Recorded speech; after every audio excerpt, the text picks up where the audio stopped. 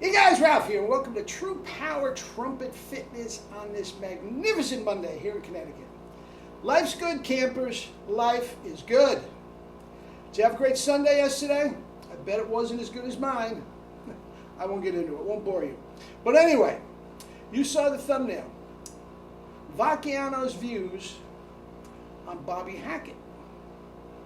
Okay, a little convoluted way of getting around to Bobby Hackett, which I should have done long ago. I've never done a video on him. But Perico set me straight, sent me these clips. Anyway, haven't played a note. Let's see what we got, and we will take it from there. All right?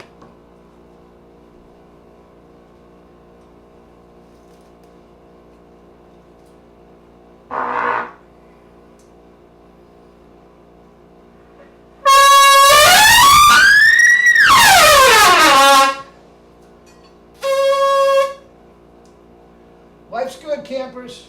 Life is good.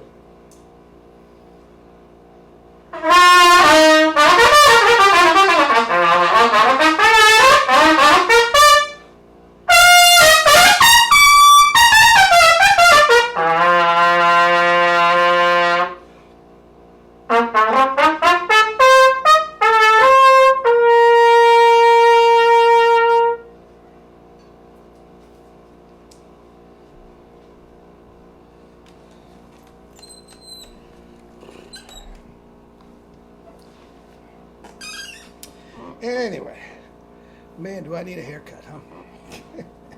One of these days I'll have a few seconds. So, here we are, Bobby Hackett. I'm not going to talk too much. You saw those pictures of the chops. Not a great one. You know, a lot of these chops, especially the old guys, were staged. You know, it was professionally done. They got all this sort of stuff. But it wasn't while they're actually playing. But anyway, Bobby Hackett's chops are beautiful. Now, here's the thing. Perico sent me this. Loves the guy. I know of the guy, for sure. I'm not that privy to his playing. He wasn't known for his high notes. He did play lead at certain times with certain bands, but he was not known for his high notes, okay? Maybe my man Triscari can add a little bit to this. But with that said, it reminded me of a session I had with Vacchiano, okay? Now, Vacchiano, you got to understand, the best trumpet player and orchestral player and trumpet teacher in the world at that time. King, Buddha. And he was so uber focused on the orchestra, he just didn't have time. Couldn't even comprehend the jazz guys, as he would call them, okay? Now, we would have, I would try to make discussions, and he just dismissed me, ceremony. But one day I pushed him on it, okay? And I said, there's nobody like ceremony. I like a Germanic tone. Everybody thinks that because I'm Italian, I play with an Italian tone. And Italian vibrato is very, and he goes off and on the tone. He didn't want to talk about it. He would do anything to divert the whole thing. And I said, well, what about Maynard Ferguson? And he just made a face that he wouldn't believe. He had played in the Philharmonic.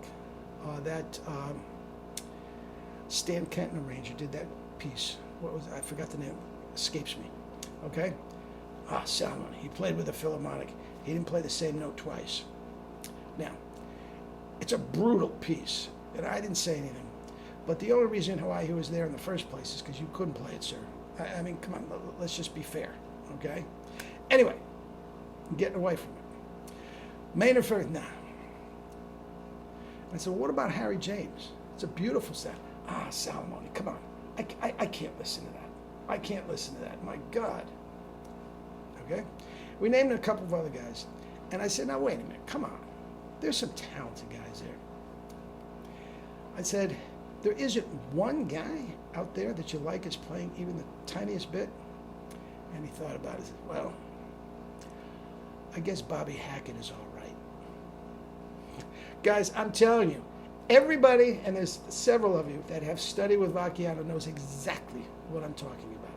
For him to concede that is the highest of praise. I mean, it doesn't get any better than that.